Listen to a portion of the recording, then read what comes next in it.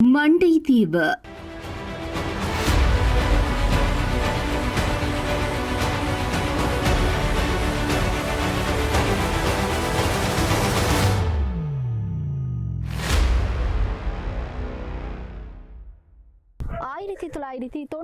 ஆண்டுகளில் மிகப்பெரிய ஒரு பேரவலம் இங்கு அரங்கேறியிருக்கிறது. 50க்கும் மேற்பட்டவர்கள் புதைக்கப்பட்ட மண்டைதீவு செம்பாட்டு தோட்டம் கிழக்கு தெருவில் அமைந்திருக்கக்கூடிய அந்த கிணற்றின் ஊடாகத்தான் பல செய்திகள் வெளிவர காத்திருக்கிறது.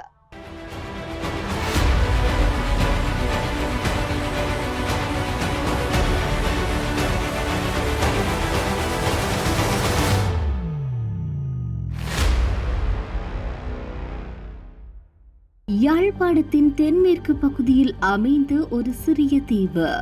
அழகான கடற்கரைகள், செழிப்பான வயல் நிலங்கள் என்று இயற்கையுடன் கூடியதான மக்களின் வாழ்வு இருந்தது.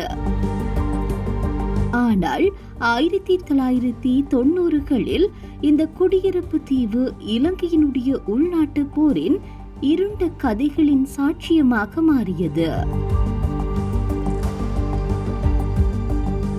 மண்டைதீவு மக்கள் மீன்பிடித்தலிலும் விவசாயமும் செய்து தங்கள் வாழ்வை நடத்தி வந்தனர்.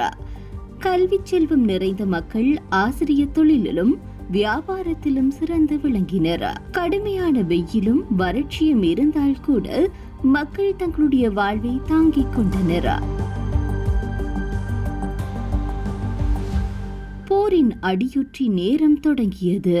போர்ச்சூழல் காரணமாக மண்டைதீவு விடுதலை புலிகளுக்கும் இலங்கை இராணுவத்திற்கும் இடையே அடிக்கடி கைமாறியது. இந்த தீவானது யாழ் நகருக்கும் கடலுக்கும் நடுவே அமைந்ததினால் போர்க்காலத்தில் மிக முக்கியமான கேந்திர தளமாக மாறியது. மண்டைதீவு பல தசாப்தங்களாக நடந்து போர் மற்றும் அரசியல் வன்முறையின் சோக கதைகளில் ஒன்றாக இருக்கின்றது. இங்கு கண்டுபிடிக்கப்பட்ட மனித புதைகுழி இன்னமும் பல கேள்விகளை எழுப்பிக் கொண்டிருக்கிறது. ஒரு பக்கம் செம்மணி மனித புதைகுழி விவகாரம் பேசுபொருளாக மாறியிருக்கின்ற சூழ்நிலையில் மண்டைதீவு மனித புதைகுழி விவகாரமானது துளிர்விட ஆரம்பித்துள்ளது.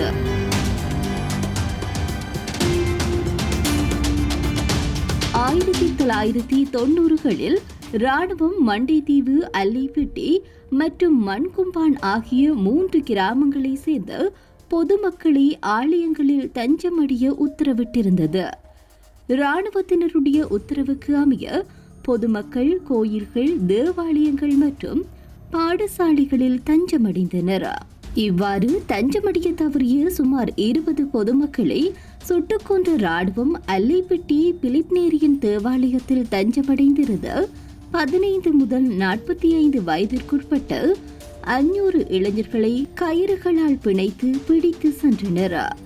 ஆனால் பிடித்து செல்லப்பட்டவர்களை படிப்படியாக விடுவித்த ராணுவத்தினர் வெறும் சில நாட்களில் அதிகாலை பொழுதொன்றில் ஈபிடிபி சகிதம் வந்து மண்கும்பான் பாடசாலைகளிலும் அங்குள்ள பிள்ளையார் கோவிலிலும் மக்களை தஞ்சமடைய உத்தரவிட்டனர்.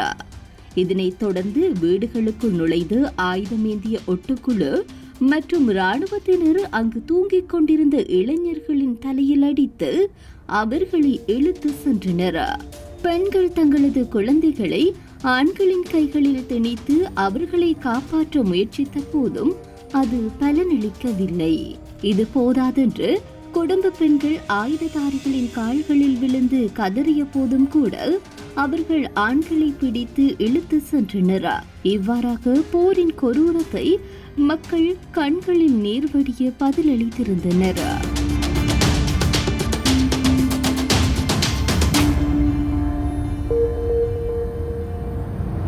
இராணுவம் 3 வகைகளையும் வந்து நாங்கள் கோயிலில் இருக்க வந்து 2 அதில் 15 வயசுக்கு உட்பட்ட ஆக்களையும் 40 வயசுக்கு உட்பட்ட ஆக்களையும் எழுப்பி கொண்டு போய்க்கு இந்த மகன் தகப்பனோட இருந்தவன். உடனே வந்து அவன் கொண்டு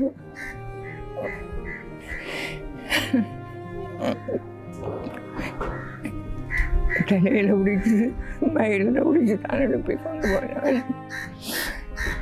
அவன் ஐசி பொக்கெட்டுக்கு இருந்தது. ஐசி ஒரு கையில் மூலத்தை டாப்பர் அது கூட போயிடவில்லை.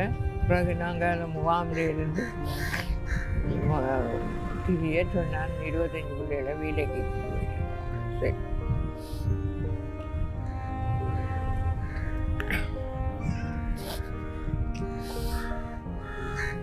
கொண்டு வரும்போது நாங்கள் கண்ணாடி காலையில் தகப்பனும் அவரை யூஜி எழுதி பிறந்துட்டார் 2008.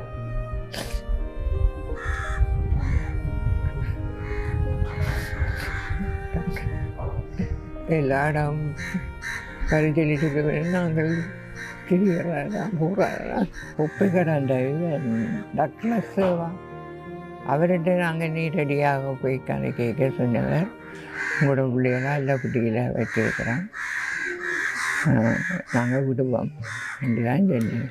வருடங்கள் கடந்தேறிய போது அங்குள்ள மக்கள் குழிகள் தோண்டுகின்ற போது சந்தேகத்திற்கிடமான விதத்தில் எலும்புக்கூட்டு எச்சங்கள் அடையாளம் காணப்பட்டுள்ளது.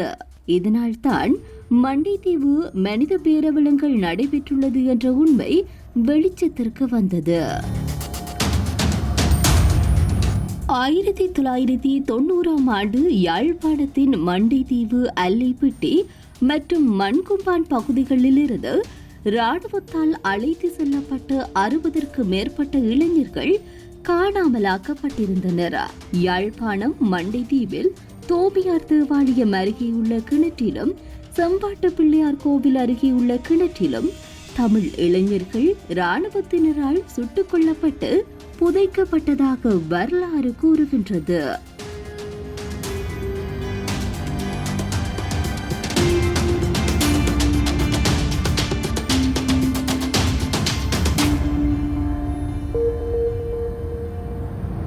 நாங்கள் இங்கே இராணுவத்தை இடம்பெயர்ந்து அதில்படி பிரதேசத்துக்கு தான் போயிருந்தாங்க.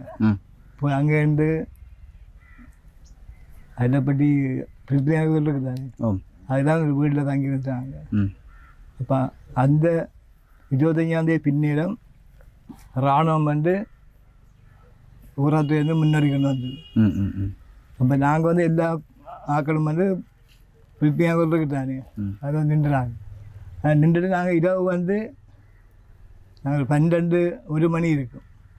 நாங்கள் மண்டலைக்கு எங்களை ஊருக்கு எங்களை துறைமுகம் இருக்குது தானே, அதுக்குள்ளாக நாங்கள் யாழ்ப்பாணம் போயிட்டோம். அப்போ விடிய தான் திருப்பி தான் கேள்விப்பட்டது. விடியப்புறம் நாங்களும் போய் இறங்குறோம், இங்கே அடி விழுது. அப்போ அதுக்கு பிறகு தான் எல்லாப்படியில் முழு மக்களை கொண்டு ஒதுக்கி பிரிப்பினியாவில் வச்சு தான் அதில் ஆக்களை பிடிச்சது. அது முதல்ல இளைஞரை பிடிக்கிறது தங்களை வேலைக்கு தான் கூப்பிட்டேன். பிச்சாக்களை பிறகு திருப்பி பின்னேறமாக தான் அடிவாடு மணி 25ஆம் தேதி பின்னேறம் தான் முழு பேரும் பிடிச்சி இரவு இங்கே கொண்டு வந்துக்கணும்.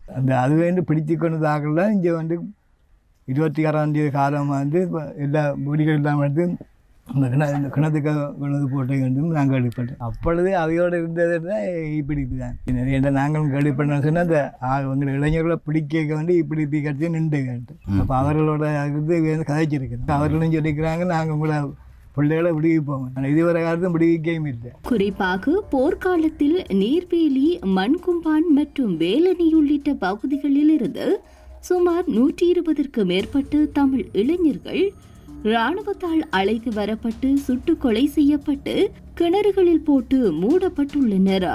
இந்த நிலையில் காணாமல் ஆக்கப்பட்டோர் மண்டைத்தீவு செம்பாட்டு தோட்ட காணி கிணறுகளிலும் மண்டைத்தீவு தோமியார் தேவாலய பகுதி மனித புதைகுழிகளிலும் புதைக்கப்பட்டார்கள் என மனித உரிமை அமைப்புகள் சொல்கின்றது.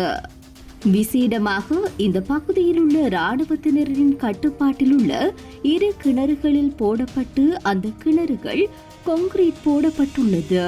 இது தொடர்பான தகவல்கள் இலங்கை சட்டத்தரணிகள் சங்கம், காணாமலாக்கப்பட்டோர் அலுவலகம் உட்பட இடங்களில் முன்வைக்கப்பட்டுள்ளது.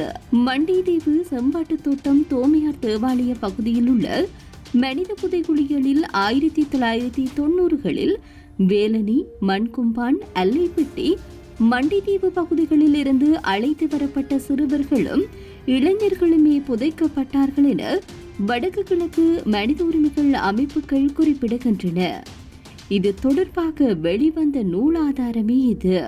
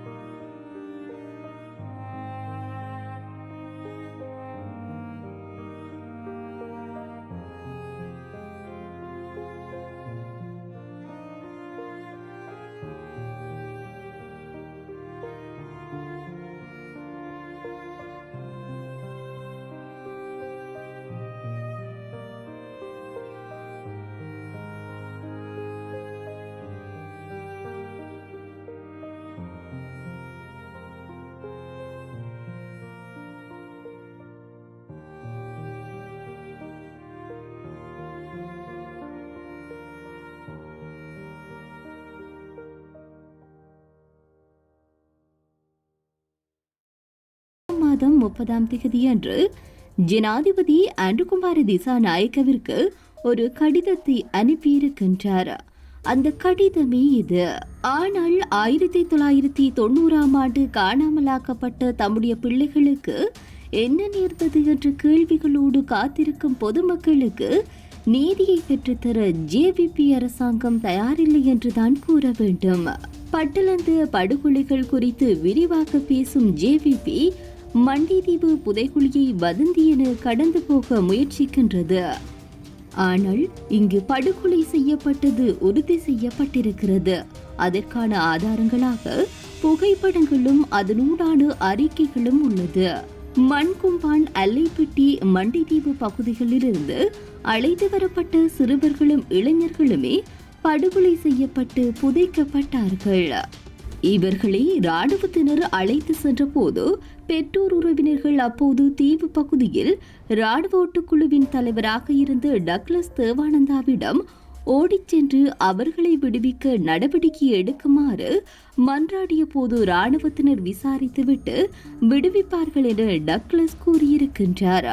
26 திகதி 8ஆம் மாதம் 1990ஆம் ஆண்டு தீவக பகுதியில் முன்னெடுக்கப்பட்ட ராணுவ நடவடிக்கைகளின் போது மண்டைதீவு, அல்லைப்பட்டி, மண்கும்பான் ஆகிய பகுதிகளைச் சேர்ந்த 80க்கும் அதிகமான இளைஞர்களும் யுவதிகளும் காணாமலாக்கப்பட்டிருந்ததுடன் மேலும் பலர் கொல்லப்பட்டிருந்தனர். இவ்வாறு காணாமலாக்கப்பட்டவர்களின் உடல்கள் மண்டைதீவு 2ஆம் வட்டார பகுதியில் குறிப்பிட்ட சில கிணறுகளில் இருப்பதாகவும் அதற்கான சாட்சியங்கள் இருப்பதாகவும் பல்வேறு தரப்பினர் கூறி வரும் நிலையில் கடந்த 20ஆம் திகதி வேலனை பிரதேச சபையின் உறுப்பினர் பிரகலாதன் குறித்த புதைகுழியை அகழ்ந்து உண்மைகள் வெளிக்கொண்டு வரப்பட வேண்டும் என்று வலியுறுத்தியமை குறிப்பிடத்தக்கது. 1990ஆம் ஆண்டு யாழ் கோட்டை தமிழீழ விடுதலை புலிகளால் சுற்றி வளைக்கப்பட்டு அதில் 750க்கும் மேற்பட்ட இராணுவத்தினரும் 3 அரச வங்கிகளின் நிதி மற்றும் தங்கங்களும் கோட்டைக்குள் இருந்தது. விடுதலை புலிகளால் சுற்றி வளைக்கப்பட்டிருந்ததனால் அந்த 750 பேரும் சரணடைய வேண்டிய ஒரு நிர்பந்தத்தில் இருக்கும்போது திடீரென அப்போதைய பாதுகாப்பு அமைச்சரும் இராணுவ தளபதியை அழைத்து எப்படியாவது கோட்டையில் இருக்கும் இராணுவத்தினரை மீட்க வேண்டும் என்று கூறும்போது நெருஞ்சிமுனை பகுதியில் 3000க்கும் அதிகமான இராணுவத்தினர் துருப்புக்காவி கப்பல் மூலம் கொண்டு தரையிறக்கப்படுகிறார்கள். அவர்கள் 22, 23, 24ஆம் திகதிகளில் ஊராவத்திரையிலிருந்து மெயின் ரோட்டாக வேலனை மட்டும் வருகிறார்கள். 24, 25, 26ஆம் திகதிகளில் மங்கும்பான், அல்லைப்பட்டி, மண்டதீவு ஆகிய பகுதிகளில் பாரிய அட்டகாசங்களை செய்கிறார்கள்.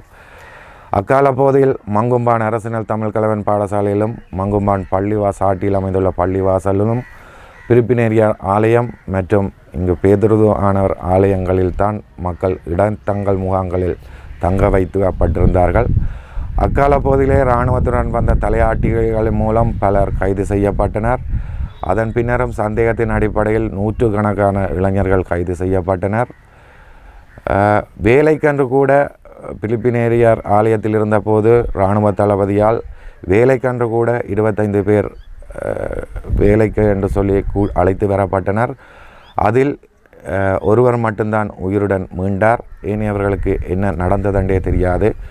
கிட்டத்தட்ட 84க்கும் மேற்பட்டவர்கள் இதுவரை காணாமல் போனோர் பட்டியலில் இருக்கிறார்கள். இந்த இராணுவ நடவடிக்கையில் அவர்களில் பலர் கொல்லப்பட்டு கிணறுகளில் போடப்பட்டுள்ளார்கள் என்பதுதான் தீவக மக்கள் அனைவருமே அறிந்த உண்மை. கடந்த காலங்களில் இதை வெளியில் சொல்ல பயந்தார்கள் என்று சொன்னால் அடக்குமுறையான ஒரு ஆட்சி ஒன்று தீவகத்தில் ஆயுத குழு ஒன்றினால் மேற்கொள்ளப்பட்டிருந்தது. இவ்வாறு இப்போது அந்த ஆயுத குழுவின் அடக்குமுறைகள் மௌனித்திருக்கின்ற நேரத்தில் தமக்கு நடந்த அநீதிக்கு ஒரு நியாயம் கிடைக்க வேண்டும் என்றும் எமது மண்ணில் உள்ள புதைக்குழிகள் தோண்டப்பட வேண்டும் என்றும் ஆவலுடன் தமது கருத்துக்களை சொல்லியதன் அடிப்படையில் ஆதாரங்களை என்னிடம் காட்டியதன் அடிப்படையில் தான் கடந்த மாத பிரதேச சபை அமர்வில் ஒரு தீர்மானம் ஒன்று ஏன்னு சொன்னால் இது தொடர்பாக பாராளுமன்றத்தில் எமது தீவகத்தை சார்ந்த கௌரவ பாராளுமன்ற உறுப்பினர் சிவஞானம் ஸ்ரீதரன் அண்ணா செம்மணி புதைக்குழி விவகாரத்தில் கருத்து தெரிவித்த போது மண்டதீவிலும் புதைக்குழி உள்ளது, அதுவும் அகலப்பட வேண்டும் என்ற ஒரு கோரிக்கையை பாராளுமன்றத்திலே முன்வைத்திருந்த நேரம் இப்போதைய அரசாங்கத்தின் நீதியமைச்சரான ஹர்சன நாணயக்கார அது ஆதாரமற்ற காது வழி வந்த தகவல் ஆதாரம் இல்லை என்று சொல்லி அந்த கருத்தை மழுப்படிப்பு செய்து அதை பெரும் ஒரு கருத்தாகவே ஏற்றுக்கொள்ளவில்லை. அதன் அடிப்படையில் தான் எமது பிரதேசத்திலும் இனப்படுகொலை நடந்தது, மனித புதைகுழி இருக்கிறது என்பதை எமது பிரதேச சபை என்பது அந்தந்த பிரதேசத்தை சார்ந்த உறுப்பினர்களை கொண்ட சபை. எனவே எமக்கு தெரியும் ஆதாரங்களும் முன்னே இருக்கின்ற அடிப்படையில் தான் நான் அந்த பிரேரணையை கொண்டு தீர்மானமாக ஏகமனதாக வேலனை பிரதேச சபையில் நிறைவேற்றினோம். 25ஆம் திகதி ஆகஸ்ட் மாதம் 1990ஆம் ஆண்டு அன்று வழமை போல்தான் விடிந்தது. மாலை 4 மணியளவில் வந்திறங்கிய ஸ்ரீலங்கா ராணுவம் மண்டைதீவை முழு கட்டுப்பாட்டில் கொண்டு வந்தது. இங்கு ஒரு தொகுதி மக்கள் மண்டைதீவு செம்பாட்டு தோட்டம் தோமையார் தேவாலய பகுதியில் தஞ்சமடைந்திருந்தனர். இந்த சம்பவத்தின் போது இராணுவத்தினரால் பிடிபட்டு அதிலிருந்து வெளியில் வந்த ஒருவர் சாட்சியமாக இருக்கின்றார். அது ஒரு சின்ன வாசல், அதுக்கெல்லாம் 58 பேரை மாடி அடக்கி வச்சிருந்தோம். சந்தேகத்தில் இராணுவம் வந்தது வகிக்குது. நாங்கள் சேர்ச்சியில் இருந்த ஆயிரக்கணக்கான மக்கள் இருந்து அப்படியே வந்து நீ வா நீ வா நீ வா சும்மா அந்த பார்க்கல பார்த்து அப்படியே ஓடிக்கிட்டு வந்தோம். 23ஆம் நாள் டக்ளஸ் வந்து டக்ளஸோட கதைக்கு நான் எங்களோட குடும்பம் எங்கே இருக்குன்னு தெரியாது, குடும்பத்துக்கு நாங்கள் எங்கே இருக்கிறோம்னு தெரியாது. அப்படி 23 நாளும் அப்படி தான் இருந்தோம். நாங்கள் இருட்டறைக்கு இருந்தவங்க தான் இருந்தாங்க. பிறகு 23ஆம் நாள் இவர் வந்ததால் எங்களோட கதைக்கு அப்போ எங்களையாக இதே அல்மனியம் பெற்றதுகளே வேலை கேம்ப் இருந்தது. அதை டக்ளஸ் சேர்ந்துதான் வந்து அங்கே வந்து ஒவ்வொரு நாளும் அவங்க காலமாக வந்து பின்னேரம் 6 மணி தட்ட அதை சத்தியாகிரகம் இருப்பாங்க. 58 பேர்ட்ட குடும்பம் இருந்துட்டு பின்னேரம் 6 மணிக்கு தான் திரும்பி மாவுக்கு போவாங்க. அப்போ அரை நிலைமை எங்களுக்கு தெரியாது, எங்களோட நிலைமை அரைக்கு தெரியாது. அப்போ இவர் வந்த அப்புறம் நாங்கள் கேட்டோம் எங்களோட குடும்பம் என்ன நிறைய எங்களை பிள்ளைகளை என்ன நிறைய. அப்போ அவர் சொல்ல அதுகளுக்கு பிரச்சனை இல்லை, அதுகளை நாங்கள் முகாமில் விட்டுருக்கிறோம், சாப்பாடுகளெல்லாம் நாங்கள் கொடுக்குறோம். ஆனால் இப்போ நீங்கள் 58 பேர் இல்லைன்னு உங்களோட 58 பேர் லீஸ்ட் உடம்பு கொண்டு பாய்ச்சா எங்களை 58 பேர் லீஸ்ட் முதல்ல எடுக்கும். அப்போ டாக்டர்ஸுக்கு ஒரு நினைக்கிறேன் ஒரு 26-27 வயதான் இருக்கும். வெள்ளை சைடும் கருத்தையும் சும்மா இளந்தறி படிக்கும் மாதிரி தான் வந்தேன். 3ஆம் நாள் வந்து எங்களை 58 பேரில் 5 பேரை இங்கே சமையலுக்கு கொண்டு போவாங்க. அவங்க இராணுவம் சமையலுக்கு கொண்டு போனால் அந்த 5 பேர் போயிட்டாங்க, எங்களை 53 பேர் இருந்தாங்க. அப்போ நாங்கள் வருவோம் மாட்டோம், இது எங்களையாக கொஞ்சம் பேர் படிக்கணும். சரி அவங்களே என்னன்னு சொல்லிட்டு அப்போ நாங்கள் சொன்னோம், நாங்கள் அந்த ஹேஜாக இருக்கணும், நாங்கள் முதல் 53 பேரும் படிக்கலாம் போகணும். அதுக்கப்புறம் நாங்கள் இவங்க 5 பேருக்கும் ஆடுவோம். நாங்கள் இங்கே இருந்து என்ன வெளி நீங்கள் நிற்கிறீங்க நில்லுங்க வரணும். நாங்கள் வரைக்கும் எங்களை கொண்டு 2 மணிக்கு பிறகு அன்மனியம் பெரிய அதில் இறக்கி விட்டாங்க. இறக்கி விட்டால் நாங்கள் நடந்து அவங்க போகிறோம். அங்கே போய் ஒரு 4 மணிக்கு இருக்கும். அங்கே போய் இரவு படுத்துட்டு விடியெழும்புறோம். அப்புறம் 5 மணிக்கு ரவுண்டில் பண்ணி அந்த 45 படிக்கிறோம் பிடிச்சதோட அதோட பிறகு நாங்கள் விட்டுட்டு இரவோட இரவாக வலிக்கிட்டு யாழ்ப்பாணம் போய் இருந்தோம். இங்கே பிடிச்சி வச்சிருந்து 3 நாளாக ஃபோட்டோ பிடிக்கிறா கொண்டு வருவாங்க. ஃபோட்டோ பிடிக்க கொண்டு வந்தால் எங்களை தான் 58 பேரை முன்னுக்கு விடுவாங்க. பணியை கையிலையா இங்கே பிடிச்சி வச்சிருந்து 3 நாளாக ஃபோட்டோ பிடிக்கிறா கொண்டு வருவாங்க. ஃபோட்டோ பிடிக்க கொண்டு வந்தால் எங்களை தான் 58 பேரை முன்னுக்கு விடுவாங்க. பணியை கையிலையா அப்போ இராணுவம் பின்னால் தான் தெரியும். அப்போ முன்னுக்கு ஒரு குரூப் போகும், அவன் கொண்டு இருப்பான், நாங்கள் பின்னால் அதுக்கு பின்னால் இராணுவம் வந்து தகிலி பாலத்துக்கிட்ட போவோம். அவன் நாங்கள் டயரெல்லாம் போட்டு ஃபோட்டோ சுத்தரை குழப்பி வெளியே அடிக்க துவங்கிடுவாங்க. அடிக்க துவங்கின உடனே இதெல்லாம் முன்னுரையாங்க. 4 நாள் அங்கே கொண்டு வச்சோம். 4 நாளும் சாப்பாடு தண்ணி ஒன்றும் கிடையாது. தண்ணி கேட்டால் கடல் தண்ணி அள்ளி தருவாங்க குடிக்கிறது. அந்த பண்ணையில் அந்த கடலில் அதோட கொண்டு வந்து 2 மணி 3 மணிக்கு தான் இங்கே கொண்டு வந்து இறக்கி விடுவாங்க. ஒருக்கா ஐயா தண்ணி விடாக்கி ஒன்று 2 சொல்லலை கோல்மெண்ட்ஸை வேண்டி கடல் தண்ணியில் இறக்கி போட்டு கொண்டாங்க குடிக்கலுமா. அப்படியெல்லாம் செய்வாங்க. தண்ணி கேட்டால் கடல் தண்ணி அள்ளி தருவாங்க குடிக்கிறது. அந்த பண்ணையில் அந்த கடலில் அதோட கொண்டு வந்து 2 மணி 3 மணிக்கு தான் இங்கே கொண்டு வந்து இறக்கி விடுவாங்க. இங்கே வந்தால் இங்கேயும் சாப்பாடு கிடையாது. இப்படி தான் தம்பி நடந்தாங்க. அந்த 90 பிரச்சனைகள் நாங்கள் இவ்வளோ பாதிக்கப்படுது. என்னோட ஒரு லோரி நின்றது, ஒரு பேக் நின்றது, ஒரு பஸ் நின்றது, பெரிய கடை ஒன்று வச்சுருந்தாங்க, ஒன்றும் இல்லை. இன்றைக்கு இப்படி ரோட்டில் குண்டின்னு சொல்லுவோம். ஒரு லோரி தம்பி குத்தப்பது லோரி எடுத்து நாங்கள் பொடி எடுத்து இந்த செசி எடுத்து பொடி அடித்து ஒரு 6 மாதம் கூட இல்லை குழம்புக்கு மறுநாள் 58,000 ரூபா. இப்போ புத்தகம் எங்கள்கிட்ட இருக்குது, ஆனால் லோரி இல்லை. இராணுவம் மஜ்ஜு நாங்கள் இருக்க மட்டும் இராணுவம் மஜ்ஜு ஓடிக்கணும். அதுக்கப்புறம் அவங்க கொண்டு இவங்ககிட்ட கொடுத்துட்டு போய் இவங்க கலர் விற்றுட்டாங்க. எப்படியாவது இப்போ நம்பரை மாற்றி விடுறாங்க, அதில் லோரியை பிடிக்கிறாங்க. எங்கள்கிட்ட புத்தகம் இருக்குது. அந்த புத்தகத்தை வந்து 1 லட்சம் ரூபா ரேட்டும் நாங்கள் கொடுக்கலாம். அதுக்காக கிளிக்க போவோம். யாரை கேட்குறது? நாங்கள் லொரி இங்கே நிற்க மட்டும் நாங்கள் லொரியோட போய் வந்தாங்க. 90ஆம் ஆண்டு ஆவணி மாதம் 25ஆம் தேதி இராணுவம் மண்டதீபம் இறங்கி பிடிச்சது. பிடிச்சி அன்றைக்கு மறுநாண்டு பின்னேரம் 4 மணிக்கு தான் மண்டதீபம் பிடிச்சது. பிடிக்க எங்களை பிடிச்சி கொண்டு வந்தவன். நாங்கள் 2 சைட்டாலும் இருந்தாங்க. வேறு எல்லாருக்கும் மாறி அடிச்சு அப்படியே 2 போட்டு சேர்ந்து இரவு கொண்டு எங்களை அதில் கட்டி போட்டாங்க. திறவுட்டாங்க. இப்போ அதை தாட்டை இருக்கிற தூக்கிடுங்கிறதுல வெடிய சொன்னாங்க. எல்லாம் வாங்க போய் பார்த்தா பொடி எல்லா இடமும் கிடைக்கும். இங்கே வேலைக்கு கூடி இருந்ததான் அந்த 25 படிக்கலை, எல்லாம் 45 படிக்கலாம். ஆனால் 58 பொடி அதுக்குள்ள போட்டோ வேண்டது உண்டு, எடுக்கலாம் வேண்டது உண்டு. எனக்கு மட்டும் இல்லை, இந்த 58 பேருக்கும் தெரியும். இந்த 58 பேரில் இன்றைக்கி ஒரு 2-3 பேரை போயிடணும். இங்கே 55 பேரும் இருக்கணும். ஆனால் அந்த 45 பேரும் அது இப்போ நாங்கள் எங்களை 58 பேரும் நாங்கள் மாதிரி வண்டி எல்லாரும் 2-3 பிள்ளைக்கு தகப்பனானாது. ஆனால் அவங்க வந்து நிறைய ஒன்றாமலே கல்யாணம் கட்டமில்லை, இல்லை உணர்ந்தறியாங்க. ஆனால் போன 45 25 60 படிகளை பிடிக்கிறதுக்கு ஒரு நாங்கள் சாட்சி இருக்குது. ஆனால் அவைக்கு என்ன நடந்தது இந்த அந்த 25 பேரை நீங்கள் தங்களுக்கு வேலைக்கு கொண்டு வந்தது சேர்ந்து இந்த 40 பேரையும் இப்போ நாங்கள் என்ன விட்டு 23ஆம் நாள் 24ஆம் நாள் நாங்கள் முகாமுக்கு போவோம். அந்தபடி அப்புறம் 4 மணிக்கு ரவுண்டை பண்ணி தான் அந்த 40 படிகளே. இந்த சம்பவம் குறித்து இராணுவத்தால் படுகொலை செய்யப்பட்ட மகனின் தாய் கூறுகின்ற போது, நாங்கள் இரவிரவாக நாங்கள் செல் அடிக்க கோயில் அடிக்கெல்லாம் போயிருந்தோம். நாங்கள் திரும்பி வீட்டை வந்தோம். வீட்டை வந்துட்டு பிறகு கண் போட்டு அடித்தா போல் திரும்பி கோயில் அடிக்க ஓடிட்டு அந்த 25ஆம் தேதி அங்கே இருந்துட்டு திரும்பி வந்து இங்கே வர முடியாமல் போயிட்டது. அதில் பக்கத்தில் ஒரு வங்கரில் ஓடி போயிருந்தோம். அதில் 2-3 பிள்ளை ஒரு 3 குடும்பம் ஒன்றடியாகத்தான் வேறு கடையில் இருக்கிறாவே 1 குடும்பம் ஒன்றடியாகத்தான் அங்கே இருந்தோம். இருந்தும் இரவாக இருந்து பார்த்தோம். இராணுவம் வந்துட்டு இறங்கிது. இறங்கினா எங்களை வங்கருக்கு மேலால் நிற்கினான்.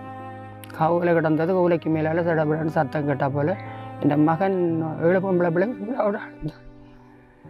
இந்த மடியில் கிடந்தார். அவர் குளர நான் வாயை பொத்தி பிடிச்சிட்டேன். மேலே நிற்கிறாங்களே சத்தம் படாதேன்ட்டு. நம்ம அதோட எல்லாரும் சேர்ந்து அண்ணா சத்தம் படாதுன்னு சொல்லி மற்ற பிள்ளைகளெல்லாம் வாயை பொத்தி பிடிச்சாங்களே சத்தம் போடு. சாமத்தில் சொன்னார், அம்மா என்ன கூட்டி கண்டு ஐயாட்ட சொல்லம்மா பக்கத்தில் ஒரு வீட்டுக்கு விடம்மா தான் ஓட போகிறேன்ட்டு சொன்னேன். இப்போ நான் ஐயா ஓடினாலும் சுத்த வரை நிற்கிறாங்க, நீ ஓட மாட்டேன்னு சொல்லி அப்படி இல்லைன்னு வெளியே உருண்டு போய் அருளம்மா வீட்டுக்குள்ள அருளம்மா வீட்டு ஒரு பக்கத்தில் இருந்தது அந்த வீட்டுக்கு போயிட்டேன். இப்போ நாங்கள் பிள்ளையை தேடி நாங்களும் சுட்டாச்சூர் 2 வீடு போயிட்டோம். 3 குடும்பம் உண்டா போய் அதுக்காக நின்றோம். நாங்கள் இருந்தனாங்க. தம்பியும் அவரோட புருஷனும் மேலே ஒரு திராந்து மாதிரி இருந்தது. அவர் இருந்தவன் விடியப்புறம் அந்த வீட்டுக்குள்ள 2 பேர் வர்த்தக்காரர் இருந்தவருக்கு வயசு போன ஐயா மாமி இருந்து அவன் சுருட்டு பத்திரத்துக்கு நெருவுப்பட்டியை தட்டி விட்டேன். நெருவுப்பட்டி தட்டி நான் சொன்னேன், வெளிச்சம்ப காட்டாதீங்க வந்துடுவாங்க ரெண்டு சொல்ல. அப்படி இல்லைன்னா வெளிச்சத்தை தட்டிக்கு போயிட்டாவில் வந்து விடிய சத்தமாக குளறிக்காண்டு வந்துட்டான். வந்தால் எங்களை எல்லாரையும் பிடிச்சி முத்தத்தில் விட்டுட்டு வரிசையில் விட்டுட்டு நான் பார்த்து வீட்டை போய் பார்த்துக்கிறாங்க. பிள்ளைகள் மேலே ரங்க சொல்லிட்டாங்க. இப்போ தம்பி 24 வயசு அவருக்கு 7 பொம்பளை பிள்ளை ஒரு ஆள் அந்தபடி எனக்கு 5 பிள்ளைகள் உறங்கிட்டு மற்றபடி எனக்கு வயிற்றில் குழந்தை 4 மாதம் 5 மாதம் குழந்தை எல்லோரும் கொண்டாத்தான் இருந்தேன். இருந்தால் அப்புறம் வெளியில் உள்ளது எங்களை வரிசையில் விட்டுட்டு பிள்ளைய வந்து நெஞ்சு அடிச்சு நெனியல் அடி பிடிச்சிட்டு அப்போ தகப்பன் ஓடி போய் மற்ற 2 பேரும் பிடிக்கணும் இராணுவம்.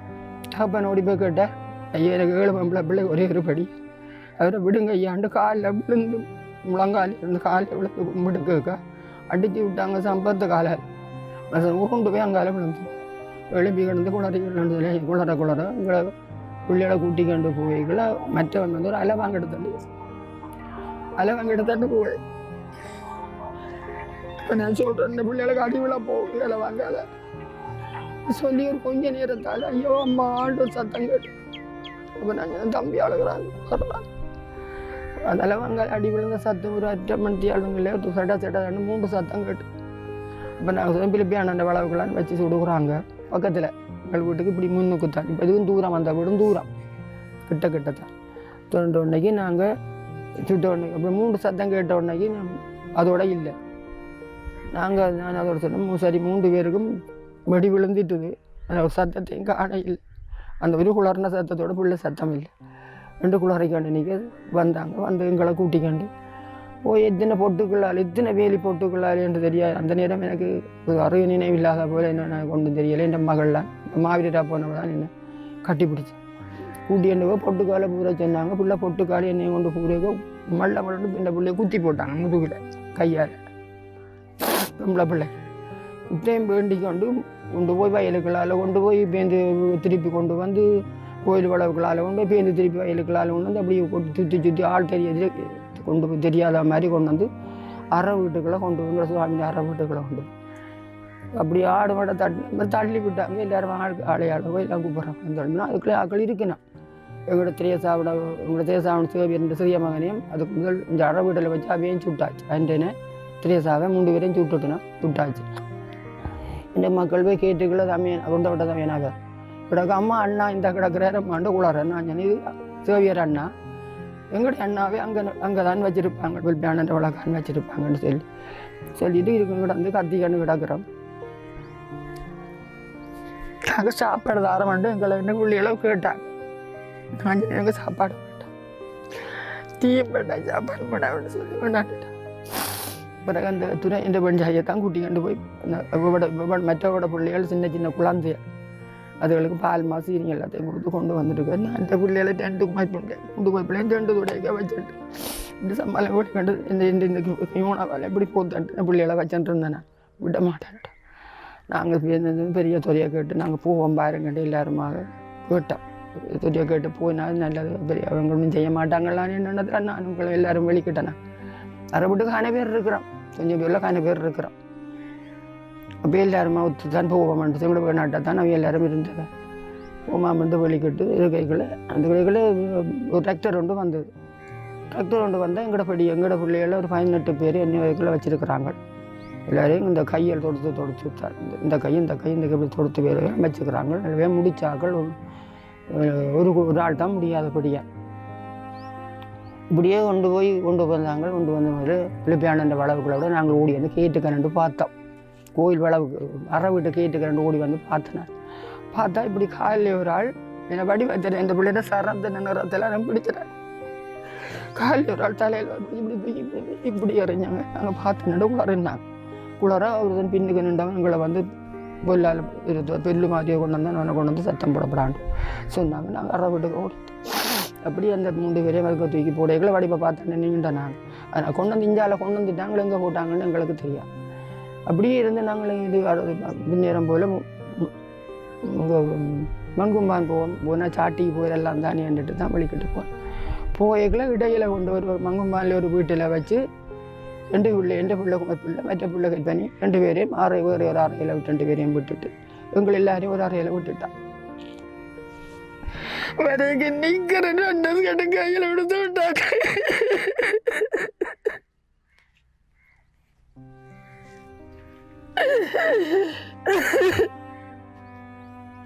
பக்கத்துக்காக நாங்கள் விட்டு கதைக்கு இல்லை. அப்படியே விட்டாட்டாங்க. அப்படியே சாட்டிக்கு போயிட்டோம். சாட்டியில் மண்கும்பான் தான் போயிட்டாங்க. சாட்டிக்கு நாங்கள் அப்போ போகவே இல்லை.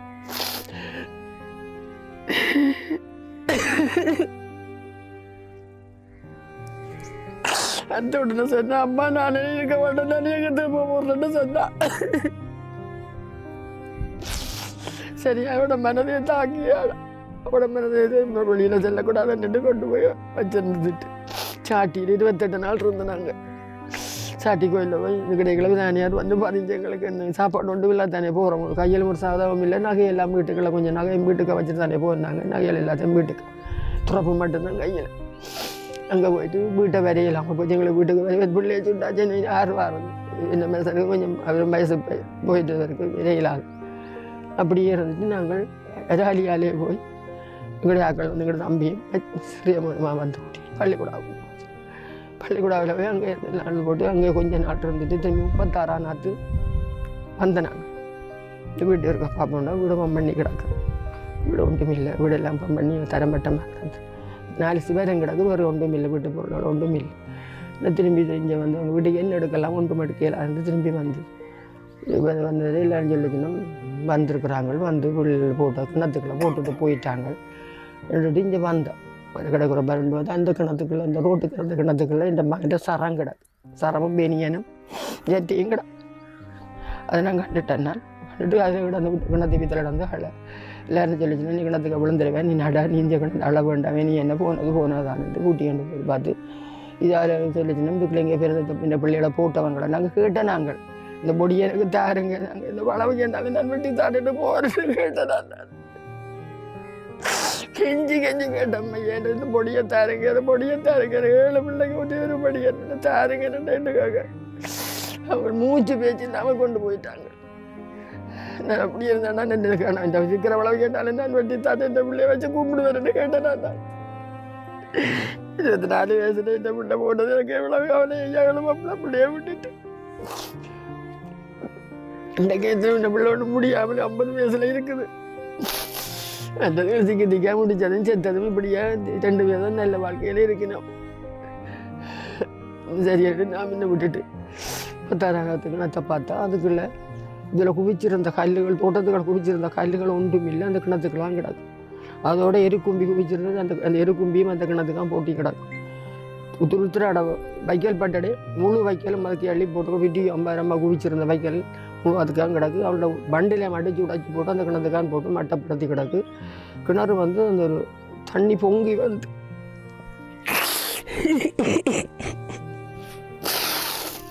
தண்ணியெல்லாம் பொங்கி வந்து மனமாக இருந்தது. இவங்கள்லாம் நாங்கள் பேர் கொஞ்சம் நாங்கள் விட்டுட்டு போவோம். போய் சொல்லி சொன்னாங்க இதை நிற்க வேணாம் நீங்கள் போங்கன்னு சொல்லி எல்லாம் போயிட்டு பேருந்து கொஞ்ச நாளையில் வந்து பார்க்க எல்லாம் தூவி கட்டி கிடக்கு விடவெல்லாம் தூவி கட்டிக்கலாம் செய்து கட்டுக்கிறாங்க ஒரு ஆண்டும் வந்துட்டு அதோட நாங்கள் வீடு இல்லை தானே இருக்கிறது எந்த ஒரு கொஞ்ச நாளையால் பார்க்க அவங்களான ஒரு ஆள் வந்து நிதி பொறுப்பாளர் ஒரு ஆள் வந்தாங்க அவங்க வந்து ஒரு வீட்டை கட்டி தந்தாங்க அதிலும் ஏதோ கொஞ்சம் ஒரு 26 நாள் என்ன இருந்தான் பேருந்து நாங்கள் விட்டுட்டு செல் அடிக்க தங்கிட்டான்னு ஓடிட்டு உடனே அப்புறம் வாரம் எல்லாம் பண்ணியாச்சு அந்த வீடும் இல்லை வீடும் இல்லை பேருந்து அது அந்த காணி தான் இப்போ கிடாக்கு நான் விட்ட வார காணிக்கு போகிறேன் அதில் ஒரு அரைவாசி ஒரு மகளை கொடுத்துட்டு அரைவாசி கிடாக்கு நான் அந்த காணி வேணாம் விட்டுட்டேன் இன்னொரு பிள்ளை கொடுக்கலாம் தானே அந்த கிடக்கேன் நான் தனியாக இப்போ ஒரு பிள்ளை தான் முடிச்சா கொஞ்சம் வாழ்வு விட்டுட்டு இருக்கு ஒரு பிள்ளைய வச்சுட்டு ஒரு குழந்தையாக வச்சுருக்கிறான் மற்றொரு மூத்த மகள்லாம் நல்ல வாழ்க்கையில் அந்த படம் மேலே இருக்கு மற்றது வந்தவொடனே அவ இயக்கத்து போயிட்டான் இடம்பெயர்ந்து வந்தவொடனே அவ இயக்கத்து போயிட்டான் ஐயாசி மாதம் 14ஆம் தேதி போன ஐப்பசி மாதம் 14ஆம் தேதி அவன் பொடியாக வந்தான் அப்போ நாங்கள் டாம்பா குடியிருப்பேன்ட்டு சொல்லி இங்கே பன்னியில் அதுக்கு கும்பளமனைக்குள்ளே நாச்சி கூட ஆக்கிஞ்சால அதுக்குள்ள டாம்பு கூட்டு கூட அதுக்குள்ள அட்டுறாங்க அப்போ பொடியை கொண்டு தந்தாங்க சரி என்ன பிள்ளைகள் பொடி அதாலும் எங்களுக்கு எந்த வித வருமானமும் கிடையாது அந்த பொடியை எடுத்து அண்டைக்கு அந்த பொட்டி மட்டும் கொண்டு வந்து தொட்டியை மதியம் மட்டும் கொண்டு வந்தேன் மற்றெல்லாம் நான் உடன்பட்டு செலவழிச்சிருக்கேன் இப்படியெல்லாம் செய்து போட்டு அங்கே இருந்துட்டு தான் பிறகு பூனேரியில் ஒரு காணி தந்தாங்க அந்த காணியில் போய் இருந்துட்டு தான் சில வந்தனாங்க இப்போ அதால் எங்களுக்கு எந்த வித இந்த பிள்ளைகளை பாதிக்கப்பட்ட பிள்ளைகளுக்கு எந்த வித உதவியும் எங்களுக்கு கிடையாது. மண்டிதீவில் நடந்த கொடூரமான படுகொலையின் 35வது ஆண்டு நினைவு தினம் ஆகஸ்ட் மாதம் 27ஆம் தேதி உணர்வுபூர்வமாக அனுஷ்டிக்கப்பட்டது. 35 ஆண்டுகள் கடந்தும் மாறாத சோகத்தையும் நீதிக்கான தாக்கத்தையும் இந்த நிகழ்வு மீண்டும் ஒரு முறை வெளிப்படுத்தியுள்ளது.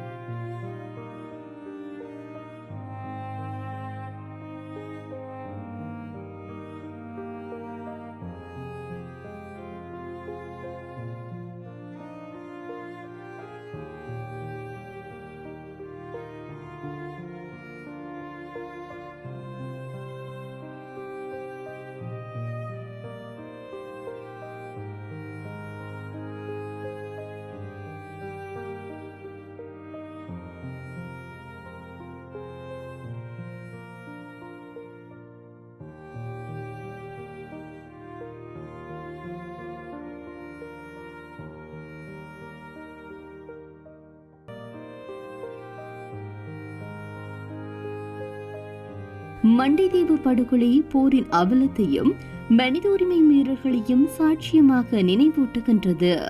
வரலாறு மறக்க முடியாது, போரின் வடுக்களும் மனதிலிருந்து அகலாது. மண்டைதீவின் கதை போரின் வடுவையும் நீதியின் தேடலையும் நமக்கு நினைவூட்டுகின்றது.